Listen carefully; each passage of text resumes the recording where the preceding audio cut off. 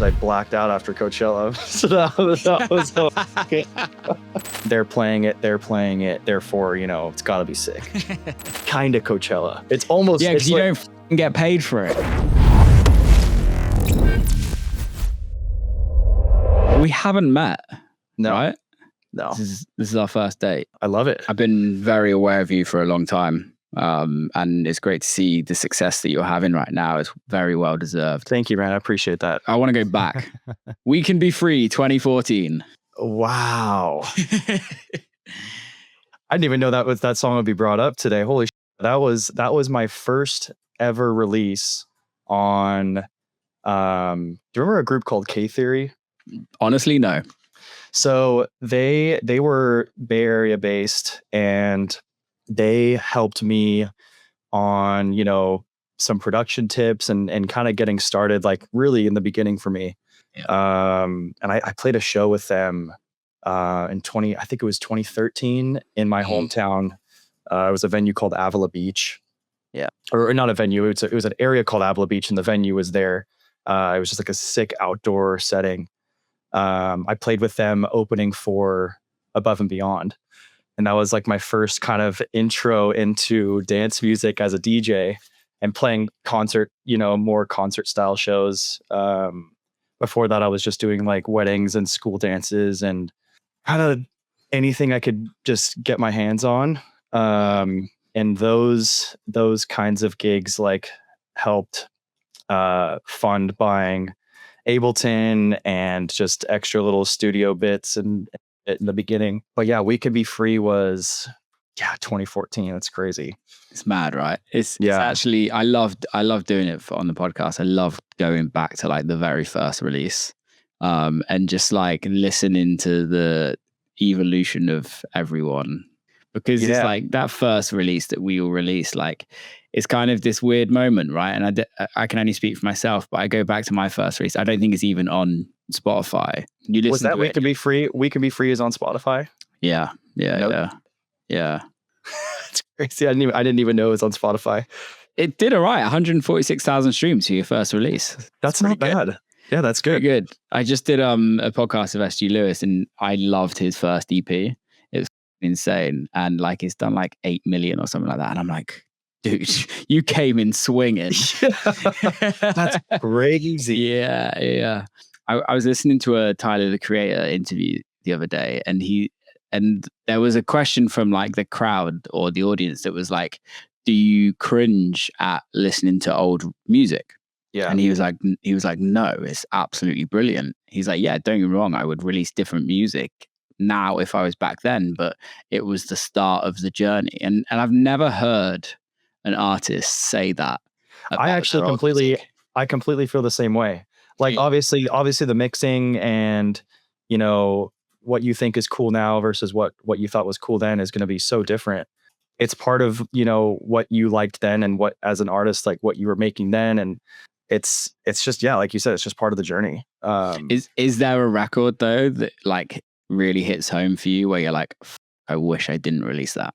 What's funny is there's one that comes to mind. I hate bashing old records of mine, but it's so far outside of what I'm doing now as an artist. And that song got, synced onto TV shows. Oh, really? Like, there was a period where, and I think it got like, 5 million streams or something around there. Don't even want to say it. No, don't say it. Don't say it. Don't even want to bring this back up, but we will have. Yeah, exactly. There's always one. And honestly, I have several just in back catalog that are like it kind of in that zone, but it's just part of the journey, and those steps, you kind of have to go through as an artist to figure out what you do want to do and what you like to do. Because in the beginning, for me, it was just I was making music because I love making music, and that's always been. And you go through these little dips and kind of slowly iron it out and figure out what you want to do. Yeah, it's such a process, and I think it's very easy now, right? And I don't know if you've experienced this recently with the success that you're having, but it's very easy for people to go, like, where did Max come from, right? And not really know the the full extent of how long it takes to have a career in this industry we call the music industry? It's been, I think, 12 or 13 years or so for me. Bouts of am I going to, keep doing this? Am I going to like stick with this artist project name? Am I going to like completely give it up and try something different? Yeah, it's crazy, man. But I'm very grateful for what's going on now, and exactly just like I said, like there were a lot of points where, and I could really think about, during COVID, where I was at a point almost where I was going to just stop the Max Styler project completely. Yeah. And it's actually so funny. My wife told me, she's like, honestly, just make better music. She kept it so real with me. And that like really was the pivotal switch from me making more radio style records that I was really forcing myself into. And I don't know why at the time I was like really forcing like bigger vocal records that just were not translating. Well, let's be real. We do know why, or I know why from an outsider's point of view, right? Like, and tell me if it's wrong, but it's like you're signed to Dim Mak. Like Steve Aoki is a very commercial artist. Love and respect him, but like when you're 100%. In that world, you want that, right? Like 100%. if Calvin, and that's all I knew at the time. Like I signed to Dim Mak when I was 18. Yeah. And I was there until I was 26, I think. That's a long time. That's a relationship. I was there for a long time, and nothing bad to say. I love Steve, love that whole team. But I was so locked in on that one sound. Yeah. And it wasn't until, kind of in a sense graduating that like I figured out, this isn't, the only path for me. And I started kind of getting more into club music. And that's when things really started to kind of shift when I started experimenting outside of just what I was doing there. What was it like signing at 18? Like looking back on it now, like what was it like going through that whole journey of like being signed at 18, which is a fucking young age to sign a deal. Yeah. And also like 8 years in the deal is a long time. Yeah. Looking back, it was a huge opportunity, and it was a really pivotal, great growth experience for me. I kind of ironed out like what I wanted to do as an artist, what I didn't want to do, and just kind of like putting reps in the studio in a sense, like making all sorts of different genres. And there's going to be things that fail, things that succeed within that. And I think the biggest takeaway from it is just figuring out what I wanted to do as an artist. It took me a long time to figure out what I wanted to do, but I'm just glad that I kind of, did figure it out over the last few years. What was that like moment where you did? Was there like a specific moment where you're like, this is now where I want to go? Talking with Mark Knight a little bit, and I had a release on one of their sub labels called Love and Other, and that's when I started like doing some more clubby stuff, still mixing some vocal like bits of vocals in there that were kind of teetering that Spotify but Beatport kind of range. Yeah. I think that record really kind of shifted me outside of, just making like more radio friendly stuff into like a little bit clubbier. And then I started doing a few things with Spin and Deep and Repopulate Mars, and kind of bouncing more around like some smaller club label things. And around I think it was like 2021, 2022 is when I was kind of really figuring it out, and dialing in what I wanted to do. When your wife tells you to write better music, like, first of all, you've got a good wife. Man, she's always kept it so real with me, and I'm like seriously blessed for that. How does that feel though? Because like, I think if like your manager told you, turned around and said, well, just make better music, like you'd probably fire them. Like you can't fire your wife. No, right? Totally. So how does that feel like realistically as a creative when somebody pretty much tells you your music's not that good? You know what's funny is she's always loved my music, but I think she knew that it wasn't translating in the way I wanted it to like kind of hit. And we always, it's funny because we liked listening to like club music, you know, like and I whenever I got in the studio, I just wouldn't do that. And I think when I started making what we were really just like listening to in the car and and just that, you know, like what we listened to together, that's when, you know, it kind of started to make sense. But yeah, I wasn't making music for me. I was making music for what I thought people wanted to hear, in a sense. Yeah. Which is a really dangerous situation to be in, right? Yeah, for sure.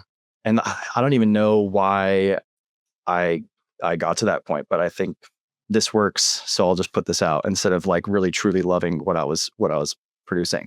Yeah, it's really tough. I had it like early on in my career where like I had a record called Big Booty that was like my first record that kind of started doing anything. Uh, And it was like Jamie Jones, Seth Troxler, MK, Eats Everything. They were all playing it at the time. And then Jamie asked me to remix like a Hot Natured record. Then he was like, can I have an EP for Hot Creations?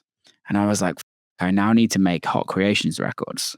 And like right, it right. completely destroyed everything. Like I ended up quitting for 6 months and like potentially, or I was looking at opening a club in Bristol and kind of like No, completely just, I was making music that wasn't me.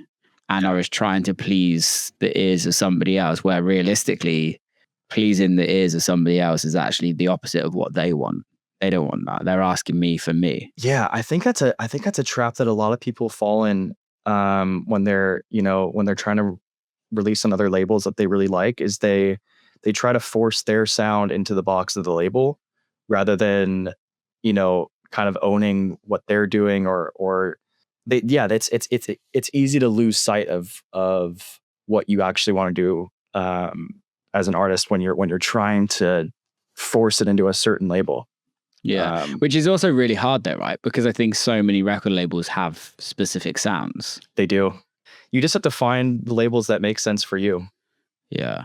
How was there ever like a list of labels for you, like at the beginning of the like transition in 2021, 2022, when you were like, okay, I want to release on this label, this label, this label? And are there any other labels that you haven't released on that are still like on there? Yeah. In the beginning, I was really, really into Tool Room. I loved like the high energy, like kind of grooves that they were doing. It was like 2019, 2020. Same with Defected, because I was still, again, coming out of that like a little more commercial phase of my like Yeah. music. And those labels, I mean, Defected more with the big vocal records that they're doing. But yeah, Tool Room and Defected still haven't done its Defected release, but that's still one I think I would love to tick off for sure. But I think I just like as Defected as a record label, their history is just something that just is huge in this industry, right? And like culturally, what they've done over the years. it's just so wide genre wise. You know, they can really tap into everything, and it just makes sense under the brand. It's really cool. Yeah, yeah. No, they've done a very good job over the years. Simon starting that as over the years, and kind of what they built is pretty genius, to be fair. Totally. There's not many other labels in specific genre in electronic music that has carried on doing that, and also had so many hits over the years. Yeah. It's just pretty interesting. Yeah. Have you ever thought about starting your own? I have, and it's gonna be on its way. By the time this comes out, it might already be out. We'll see. Okay. Why start your own label? I really, really love digging for music. It's probably my favorite pastime. Just discovering new music, discovering new sounds that like inspire me for studio, but also, you know, new stuff that's fun to play live. Playing music that I know no one's heard before, or you know that I maybe just heard a couple hours ago for the first time. Like it's just, for me, those are like the most exciting points. And to have a platform that I can showcase that and really bring up, not bring up, but just like bring along, you know, other people that I highly respect, friends, everything, into like my own community, and build from there. It's really, for me, it's about building like a community like around the Max brand, you know. And I think it feels like the right time now. Yeah. And I'm just, I'm really excited to do that. When it comes to releasing other people's records, like, how have you thought about how many you're releasing? Is it like more of a crew thing? Like, how does that look when it starts getting put out to the world? As far as what, like, Amount of artists you're signing, amount of music you're releasing, because there's two ends of the spectrums, right? Right. It's like you've got Armada that releases 20 records a week, and then you've got a Hot Creations that maybe releases one every other month. It's definitely not going to be on the high end. I mean, to start, we're going to be going slower for sure. It's going to be a slow build, and just releasing music that, I find exciting, and being choosy with it for sure. For the first year or two. It's the natural progression nowadays to have a level of success and then start a record label and then kind of build a brand around it. And it's also just so much easier for yourself to then just start releasing music yourself and not have to worry about other record labels. Right. I mean, another big reason why, for me is just being able to release it on my own timeline, because it's tough when you have something really exciting. I mean, you know exactly what I'm talking about. Yeah. Have something really exciting that you just want to put out ASAP, right? And you got to wait 6 months, and you kind of like, the song is hyped up, and then it starts to kind of lose a little bit of the hype. So a big reason is just having a platform for myself that I can release it when I want to release it. It's really interesting, the hype thing as well, because for me, like, and this isn't me being an old man and saying it was better back in the day, but it's just a case of just the amount that gets put out nowadays. Is You're 100% right. I feel like the hype timeline is way shorter now, where like it used to be able to like live on unreleased music for years and just tease it and tease it and tease it and tease it and tease it, and then it came down and it blew up. Now it kind of feels like, okay, well, you can tease it for like a month, but if it's not out within 3 months, everyone's forgot about it and moved on. Yeah, because what do you think that is? It's the sheer volume of music coming out. I think it's just there's so many talented artists now, and everyone has their sets of unreleased music that each have their own kind of hype building up to it. And if you don't capitalize on your specific like month moment of your ramp up into the release, after that it's like, who's got the next one, basically. And it's so hard to keep up with that, because there's again, label timelines, other artist timelines that you're if it's a collaboration, but you just do your best and try to get it out as fast as possible. But no, totally. How much do you rely on other artists playing your music? It's really huge for smaller artists to get the support of bigger names to help push the record. It's really, really good to have. I think in general, no matter what size of artist you are, you want people playing your records out, and that definitely helps. With social media, like the 10-second clip that you want, it's you got to have it. Do you think that is actually a way of marketing now, though? Because I think the DJ, like, I'm having this conversation with my team at this moment in time. Is the DJ clip as powerful as knowing the artist? Like, and I say by knowing the artist is like buying into the brand of the artist, the lifestyle of the artist. Because that's definitely first. That's definitely first. The support is just the kind of cherry on top that shows, they're playing it. Therefore, it's got to be sick. Yeah. But no, I mean, the first and foremost, it's people getting to know you and liking the song first from your own platform. So how do you go about that? Let's talk about that. You're about to release a record. Who comes up with the plan? Is it you? Is it team? Is it record label? Like, where does that start on a release schedule? I think it's kind of just a bit of everything. It's who has good ideas at the time. You're in this city. Should you go around and like get a little video of you doing something for TikTok? It's so funny because like all this stuff is so new to me and feels forced in a sense. And I know we're all the same way. because, you know, both of us came up in a time, or not came up, you came up way earlier than I did. But when I was, you know, even getting started, it just was so different, and you weren't really using social media in that way. Yeah. And now it's just, you know, you have to, you know, Instagram reel up, TikTok up, everything to hype up a release. But it's so easy to complain about it, right? it is. It's so easy. But I think also, like, okay, let's just, and this is not me being disrespectful in any slight way, but like, let's look at your career from now to where it was when you signed to Dimmac, right? Like, it's worlds apart. Oh, 100%. Obviously, that's from being more confident in your music and being a better artist and a better at production. But realistically, like, do you think that's down to just being good at marketing as well?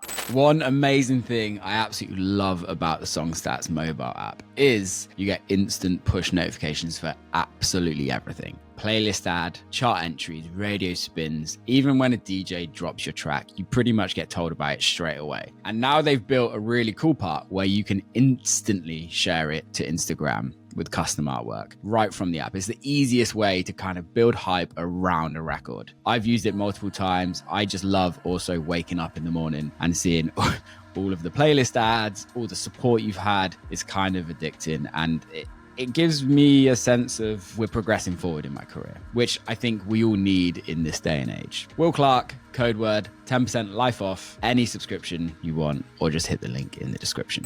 It's a bit of everything. I also think a lot of it, at least for me, was the music when I really figured out what I wanted to do rather than just putting out random.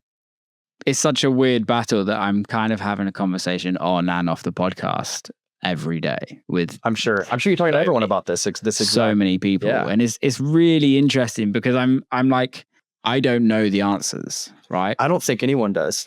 No, and I really don't think they do, and I think that's the amazing thing, but it's also the scary thing, right?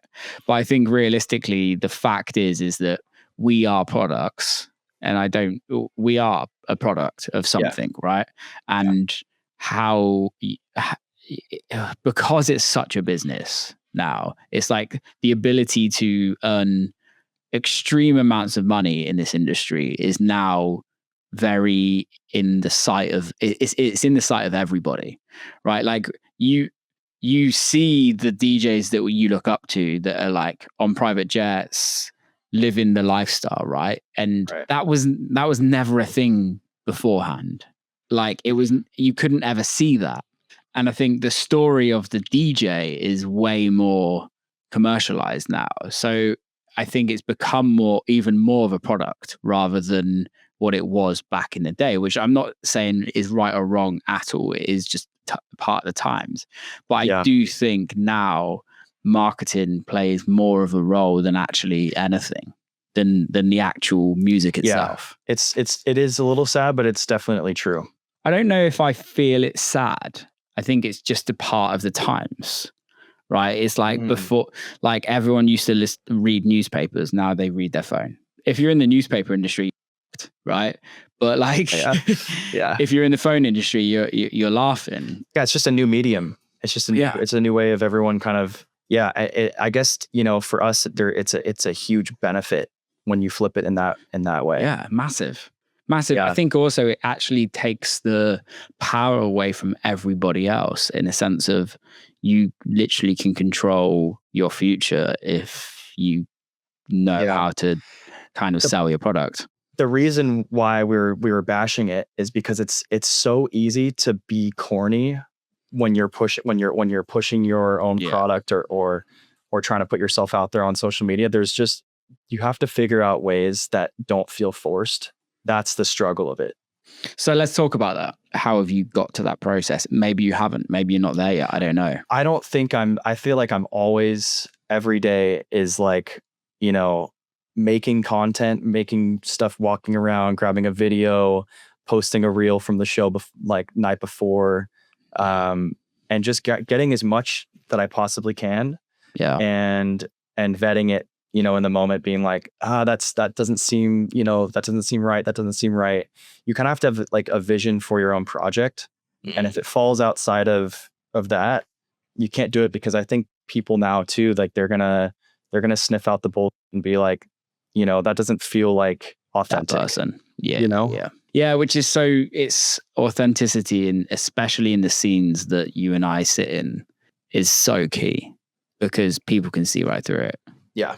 Like but again, can they? This is the thing, because there's a number of artists that I look at and go, I know that this is not authentically them, but it works. Like literally, like and I'm not saying names, if you know what I mean, and that's not me digging at them, because they have way more successful careers than me, but like I know that walking down the street, that if you saw that person with their family, that is not them. How they talk, how they're perceived online, the music they listen to, everything about them is not them, and it's still massive. Then to me, I'm like, this is just purely good marketing. I mean, you know what? There's 1,000 ways to skin the cat, isn't there? I agree, man. You can just, whatever works and whatever you're comfortable with doing, that's what you do, I guess. Yeah. It's like everything social media wise has a level of feeling forced to me. So I'm always like really picky with what I'm putting out there. Like, is there somebody that you send music to? Is there other people you play your music to, you test out to kind of go, yeah, actually that record does work, or actually no, mate, that doesn't work? Like, how does that work? Definitely. Right now Cassian's a great one for me. His ear is insane, and he's a great sounding board for me, just as far as mix goes, and seeing how what it's like at his shows. Same with Solomon as well. Yeah, been getting a little bit like closer with him, and was actually just at Pasha with him the other night, getting to see like his show there, which was insane. Crazy. It's insane. I haven't been to a club show in so long where I truly enjoyed it, which sounds like kind of but it's so true though, because it's like, why would you go to work when you're not working? Exactly. When I'm not on the road, I literally just want to be home, like chilling, doing absolutely nothing. Yeah. But we stayed an extra night in Ibiza for that. It was just purely about the music. I don't think he played like one song that was somewhat recognizable, and then it was 5 hours of just unreleased music or stuff that he truly likes. And he's a boss. That just feels so authentic to me. He's not going in there trying to play music for anyone but himself, and that naturally, I think, attracts his own fan base to that. Also, he's built his brand purely around that, right? Like, yeah, for sure. He's the DJ that just keeps DJing. Yeah. Like there's no one really else that does that anymore. I know. And he's built his whole brand. And I think like his career's ebbed and flowed, but it's like come back massively over the last like 5 years. And you're like, dude, like he just doesn't stop. I know. He is crushing right now. Yeah. Yeah. It's inspiring to see, because, I want to also be doing this when I'm his age. And yeah, of course, to see him crushing harder than ever now is so inspiring. Yeah, it's actually, I really respect what he's doing now, where he is releasing like newer crew music, newer younger people coming through the industry. Like also, like I know you've released on Dynamic as well. Yeah. But like I think it's just really interesting to see the older head pushing through newer artists and kind of allowing them to breathe. Because I think there's a lot of like guys that are kind of the older school era that don't necessarily support the newer side of the industry. It's an issue. I mean, you always want to be supporting new talent, because they're the ones pushing the sound forward and experimenting. And that's where, that's another reason why, I'm starting the label, is because like new artists are really the ones pushing and, experimenting and making cool. It's easy once you get to a certain level to kind of like put your feet up and say like, I figured out kind of what works for me. I'm good. And just like kind of do what's comfortable. Right. And like, and it's, you have to keep evolving, and you have to look to, the next people up for that. Well, I think it's also, yeah, you're 100% right. I think it's like once an artist has found their what you class as sound, it's kind of hard, and they become more and more successful, and they get a bigger team, and the expenses get bigger. It's kind of hard to evolve, right? Because it's to a certain extent, it's like, well, why change when this is working so well? I think it's not something, it's a drastic thing where you're making one thing and then you just completely flip and make another thing. It's kind of like a slow evolution. You have to kind of look out as far as you can, see like kind of where the scene's going, but then also really make it true to what you still love and what you're trying to do as an artist as well. But yeah, it's interesting because I had Moby on the podcast probably a couple of years ago. That's crazy, by the way. That's yeah, it's mad. It's mad.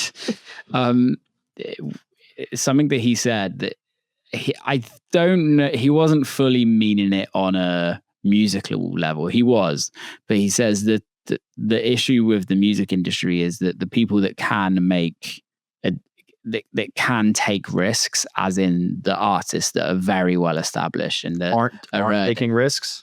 Aren't taking risks. And he was meaning that on a level of like speaking out and also artistically. I think, which I think there's two separate conversations about that. But like, do you think that's true? To a degree, it is, because they figure out what works for their brand, and it's not just that. It's they they're obviously doing it because they like. I mean, I'm sure most of them like what they're creating, but it's you have to always be willing to experiment, and that's what keeps, like, at least for me, that's what keeps things exciting. Making the same style track over and over just is like, what are we doing here? Like, yeah. But I mean, from a business standpoint, like, yeah, it makes more sense to just, go down the path of what works, of what has been working. Yeah. But it's tough. It is tough. It's totally tough. But I don't know. For me, I will always be experimenting because I love making music, and the excitement is in the experimentation. Yeah, I think also, like, when you come from releasing different records and you've released so many different second degree genres of where you're at now, like, you kind of get used to just writing different types of music generally. So it's like you just don't always want to be that one dude. If I just did the same, thing for 2 years, it'd be like, all right, like, we've heard that, on to the next one, Yeah, totally. No, I totally get that. If you are looking to get into the music industry, whether that's as a producer, DJ, songwriter, or audio engineer, or you just want to learn more about the music craft, Point Blank Music School is the place to do it. They've got courses both online and in person, covering everything you need to know. And if you are a Will Clarke podcast listener, then I'm giving you 20% off any LA or online courses when you use the code word WillClarke20 at checkout. That does exclude the degree programs. So 20% off any LA or online courses. Use the code word WillClarke20 at checkout. Point Blank Music School, power up your music career. Disclaimer, I've also done a course on there and they're amazing. Go check it out. WillClarke20 at checkout. Obviously, success started happening for you, or to the level of where you're at post-COVID. Was there like a specific moment where you kind of looked at yourself in the mirror and was like, yeah, this can actually work now? Yeah, it was EDC 2024. Yeah, because that was such a bucket list. Last year. Yeah. That last year was when touring really got pretty consistent. Before that, I mean, there were 2023, there was a decent amount of shows too, but nothing even close to what's going on now. But 2024 EDC, that was a big one.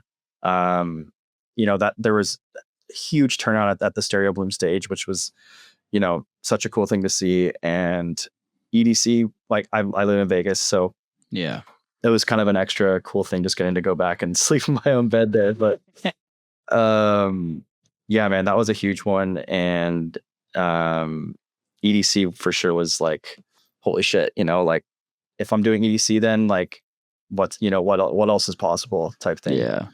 Coachella, yeah, exactly. What you did. Well, you know what? Doolab is like, kind of Coachella. It's almost, Yeah, because it's you like don't fucking get paid for it. nothing, which is insane. It is wild to me that, like, I don't wrong, the guys at DoLab I love and respect so much.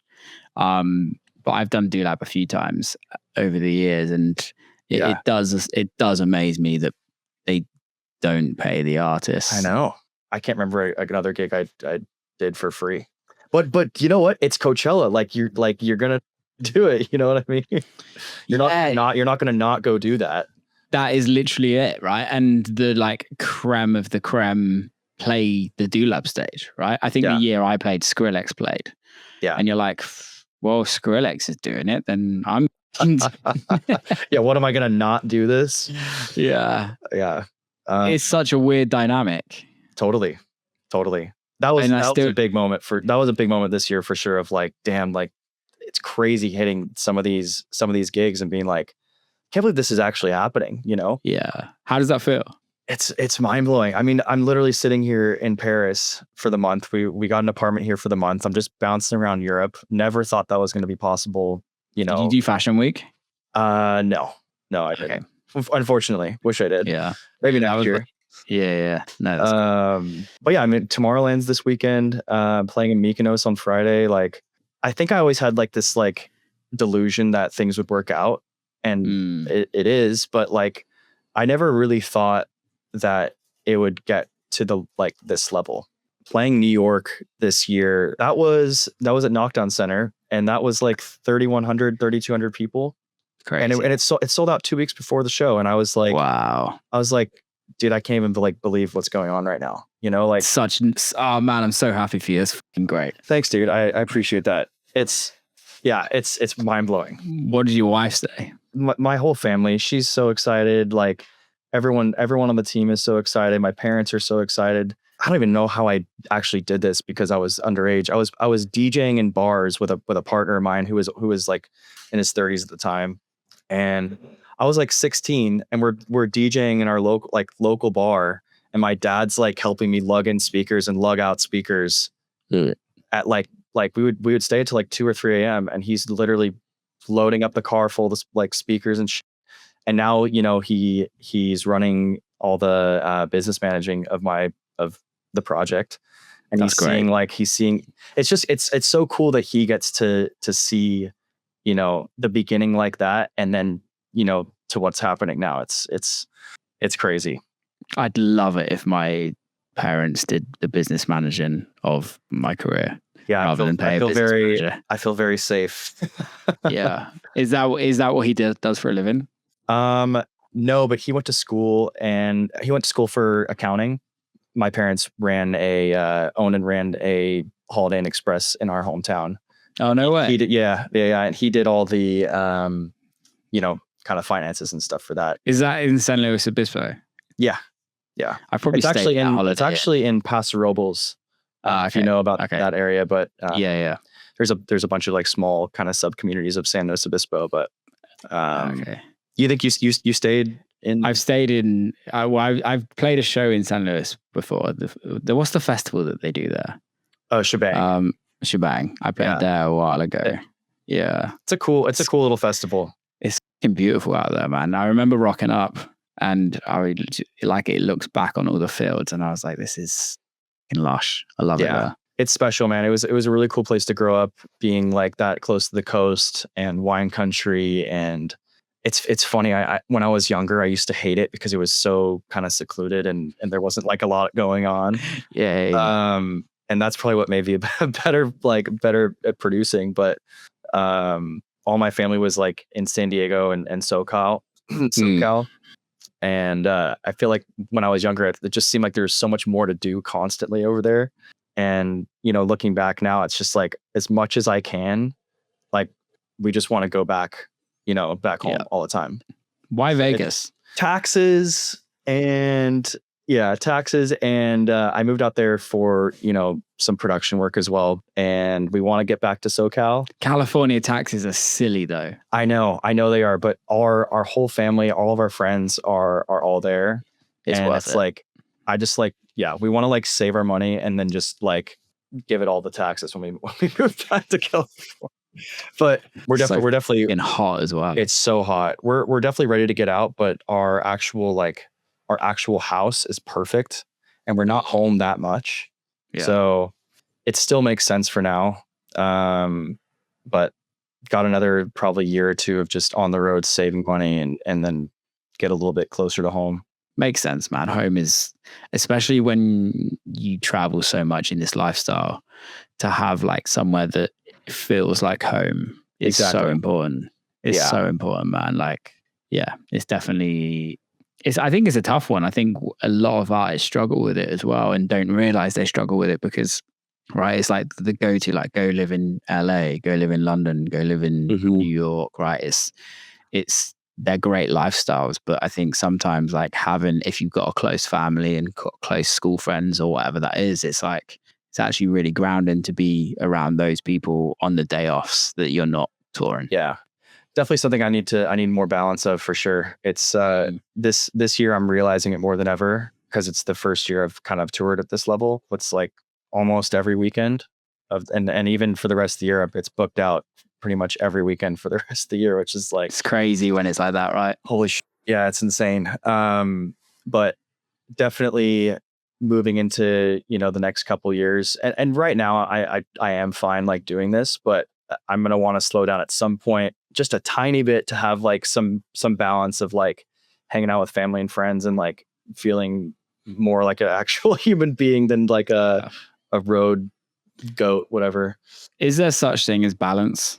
I don't know what it is yet. I don't know what it is right now, honestly.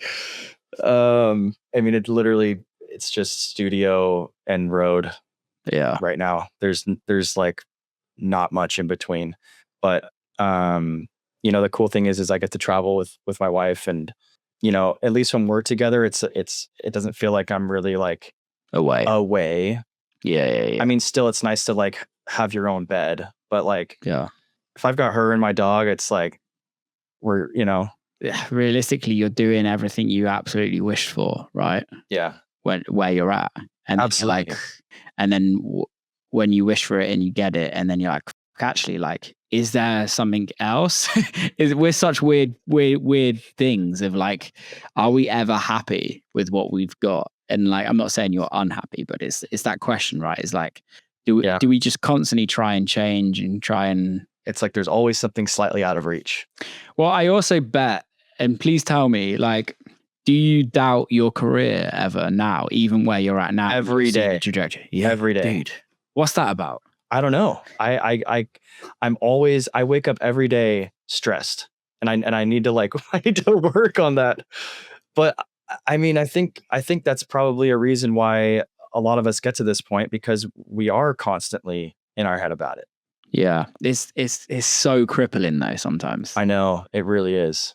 That's one thing that's been tough this year is the lack of sleep and the constant like, am I doing enough all the time? Yeah. But you have to slow down and like therapying myself, if that's a word. But it's like, you have to like really soak in the wins, and everything moves so fast, constantly. I'm playing Tomorrowland for the first time this Saturday. It's like so sick. I need to just like take that win the next day and just like not think about it. But I know I'm not going to. Yeah, I can't remember what it was the other day. I was probably doom scrolling on Instagram, and there was a piece about taking in the wins and learning how to take in the wins. Yeah. Because I can, like, I'm as you just explained, is that I can. Coachella last year, right? Like, you work your whole career to kind of get to this level of like playing Coachella, and you come off stage, and like me and my manager are like, yeah, that didn't work. That didn't work. That was cool. That was a weird vibe. Rather than going, dude, you just play Coachella. Don't care what anyone says. And even the next day, and it kind of like got darker and darker until the week after, where like you're like, okay, cool. We made improvements, and that's where we're at, and it's sick. Yeah. But it's so weird that it's because we're so close to it. We live in our own heads, and we're so close to it that we're so hyper judgmental of everything, because we know exactly like kind of like what we had as like a vision for it. You're then also comparing every other artist Yeah. that's in the similar situation to you, right? Because obviously, which is crazy because we do this all to everyone. It's like, we see their Instagram or TikTok, and I'm like, oh my God, that was the best for them. That looks so much better than where I was at, right? And then you go and talk to them, and they're like, no, it's utter shit. Yeah. And you're like now we're in a whole different world of like fugazi. Man, I know. We're all doing the same thing. We're literally all doing the same thing. So it's all, you just gotta soak up the wins. What's the celebration to the win? What do you do? For the first time in like 10 years, I blacked out after Coachella. So that was what I did for the win there. I'm literally cutting that one out. Oh, that's great. Perfect. Man, I drank way too much. I literally, as soon as I unplugged the USB, it was like a light switch. I just don't remember what happened the rest of it. Really? Yeah. But you play an insane show and you're like on a high, and then you get in the car and you like go back to your hotel, and then you're just like sitting there like, holy, I can't believe that happened. And it's like this like silent little win. I don't know. It's weird. It's so weird. From show to hotel. I really, there was a resident advisor series called Between the Beats. I don't know if you've ever seen it. It's from years ago. I'll send it to you after. Actually. Yeah. But there was a Nina Kravitz one where they followed Nina Kravitz, and it was like going from like extreme like success in a club, right, where slammed clubs, to then literally like her by herself in the bath going, I'm lonely, pretty much. Yeah. Like I'm playing in front of all these people, and now I'm back at the hotel, and it's obviously definitely different for a female as well, but like it's the same for us to a certain extent, where it's like you're just by yourself. Like totally. My thing is like, you play a show, I go back to the hotel, shower, and then I put on Chef's Table in bed. Like it's like a Netflix show, and then you're like but it also the polar opposites can't be healthy.